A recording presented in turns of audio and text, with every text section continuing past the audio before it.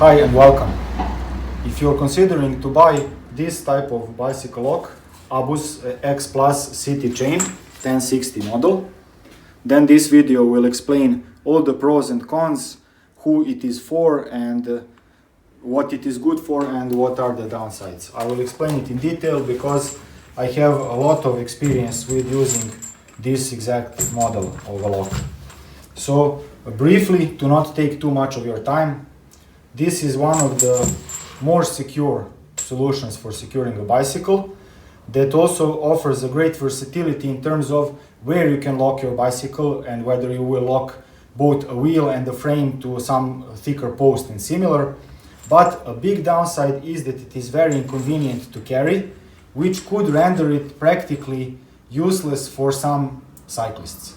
So that is the brief, the high points, and now I will get in details. First, I will show what it looks like, how it works, and then I will explain all the pros and cons in detail. So, let us begin. ABUS has a series of locks that are marked as XPlus, Granite, or Granit, however Germans say it.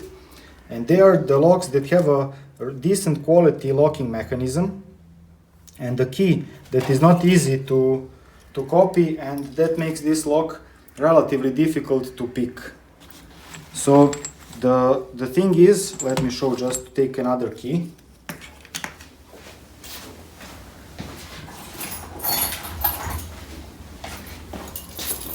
You can see how this section is long, which means that the key enters the lock all the way through before it reaches the locking mechanism. So it is very well protected both from brute force attacks and from weather, either hot sun or freezing cold or rain. So that also makes this lock very good to be used outdoors, and I've been using a lock like this for years outdoors without any problems. So this is how it operates. You insert the key, turn it, and then you can open the lock. Here you can see the locking mechanism. I will now lock it. You can see this coming out. I will now unlock it. This needs to be pushed out away.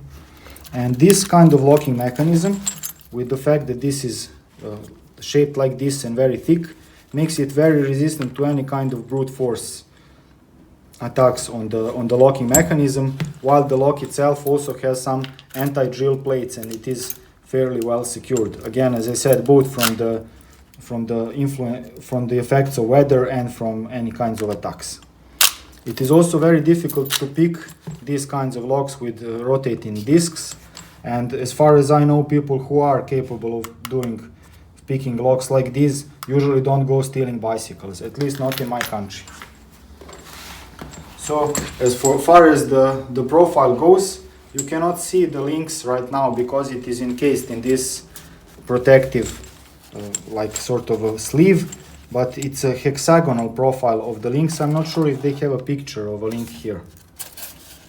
No, I'm afraid not, but the links are not made of a square material, but are made of a hexagonal profile, and that is with a good reason. I will show it. Here is the tool of choice for most bicycle thieves in my city, and when this kind of tool comes to a hexagonal profile, then it is not, here I have a hexagonal profile bolt just to show. This is a hexagonal profile, so it will most likely hit over a larger area of material and not be able to start cutting. It is more likely to come to a flat section, unlike is the case with rectangular profile. I don't have anything here of a rectangular profile to compare right now, but when it is rectangular, it is more likely to come at an edge or at a bit less material of thickness so that it can start cutting more easily. At least that is the theory. In practice, this chain has 10 millimeter thick links, 10 millimeters in diameter, and that makes it very difficult to cut with any bolt cutters that can fit underneath a jacket or in a normal sized backpack, as well as even with some longer bolt cutters. You need high quality bolt cutters and relatively long levers plus a lot of strength, or at least to be able to use the ground and all your weight in order to cut the links. And because these links are so stiff and thick, you usually need to make 2 cuts before you are able to pry it open. I consider any high quality hardened steel chains to be not secure enough if they are not at least 10 millimeters thick. In fact, I would say that 12 millimeters thickness is really good, and that offers a decent margin of safety. However, a problem with those is that they are extremely heavy and bulky, and this is as much as I am able and willing to carry on my bicycle, either on my bike or backpack. We'll get back to that later. This model comes in 110 centimeter length. They have also longer models, but I opted for this one because it is long enough to allow me to tie my bicycle around even some bigger trees. See, this is like my waist. I can lock it up, so it allows me to tie it over some trees and bigger, thicker posts through the frame, sometimes even through a wheel and the frame if the post is not very thick. So that is one great plus on the side of this chain. And again, it is fairly resistant to bolt cutter attacks, as much as you can expect a reasonably heavy chain to be. 12 millimeter thick chains are highly impractical, even for a motorcycle. It's too bulky, too heavy, takes too much space. So I consider this, it cannot be beaten with bolt cutters like this, even with longer. At least I could not do it. Now, as far as other forces, other ways of attack, a very common way is using battery powered angle grinders. For those, I would consider these kinds of locks, chains with links that move easily, to be among the better options, because those things flex and it's very difficult to hold it in place with your hands and to cut it without injuring yourself. So I consider this to be more resistant to battery angle grinder attacks compared to some even beefier and thicker U-locks and similar.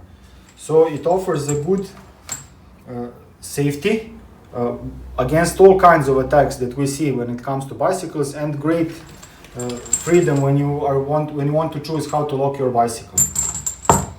It comes with 2 keys. The price is around $150. It's not cheap, but this for me, I paid the money because this is my lock, because it's not a paid advert. Only smart people take money for this stuff. It is. I know that the core of these links is also hardened, not just the surface, and I know that they are not easy to cut. Unlike some other locks that I'm not familiar with and I'm not sure. I would have to test, and no one has been willing to send me samples to try and cut them and see for myself. So I'm not saying that there aren't any cheaper, but when I wanted to get a good lock, this is the only model for chains that I was convinced that is the real deal, and I'm quite happy with this. Now, for the set, you get 2 keys. One has a light in it. Here it is, you can see it. I find this pretty useless and not very practical. I never needed something like this. It's bulky and I keep it as a spare key, and this is what I carry around. If you happen to lose a key, it's best to use this card that has a number on the back end. I'm covering it, but you can use it to have an extra key, spare key made for your lock. And even if you lose both keys, you can go to the ABUS certified, how do they say that, representative, and order a spare key. So that is a plus. And also for locks that have the same locking mechanism, you can order, if you ask very politely and are willing to pay, you can order to have different kinds of locks, as long as they have the same locking mechanism, to be ingrained with for the same key, so you don't have to carry many different keys. I might discuss that a bit later, further on also. Now, I think I've covered most of the basics. Now for the downsides. I will show it on my bicycle. Okay, and another thing, weight. I used to commute for years on a very expensive bike that was very good looking, and I kept one of these at my workplace locked around the post so that when I arrived to work I just unlock it and lock my bike. So I never carried it with me. With me I carried another lock that was a bit smaller and easier to carry. This one. This is a lock, or my lock of choice for carrying around, even for lighter road bicycles and things. If I need to lock it for just a minute, I use this. So that was one way to use it, and another way to use it was to carry it around when I know that I'll be leaving a bicycle somewhere else in the city, especially in the night. I would hold this around, either around my waist locked or in my backpack, or wrapped around the seat post or something like that. And I've had lock like this last me for years, until I decided to leave my bicycle just for 1 second to have a look at something without locking it. So I lost my bike and the lock. That was like Darwin Awards, like super stupid. And so after that I've never left a bicycle unlocked even for 1 second. No, so I carry this around even on a road bicycle. If I need to make any sort of break leaving my bicycle, my hands off, I make sure that it's locked against something. But the downside of having this problem, I will show it on my bicycle how difficult it is to carry a lock like this. Let's show it. It is very bulky, and so if I try to wrap it around any tube like this on my frame and lock it up, it will be bouncing and hitting and scratching the frame, and maybe even work its way through it through lots of rides, and manage to damage this aluminum frame over time. This protection is not good enough to prevent paint from being scratched, so I wouldn't expect the paint to be super clear after this, but at least I don't want to have the frame damaged, and having it hanging and bouncing will cause that over time, especially on bumpy roads. Likewise, if I try to wrap it around here on this particular model of bicycle, it becomes too bulky and my thighs go scratching over this. So that is again a problem. I cannot use it like that. So you have to have some sort of a backpack for it or a thing like that, and that takes also some room. So you get a lot of locking options, a lot of security. It's very good, but it's not easy to hold it. This is the way that I do it on this bicycle. It's far from convenient, as you can see now. I have to pass it through here, and that takes some time, and it's also a bit of a hassle. So I pass it through here, make sure it's nice and tight, then I pass it over, and then I lock it in place using a bungee cord.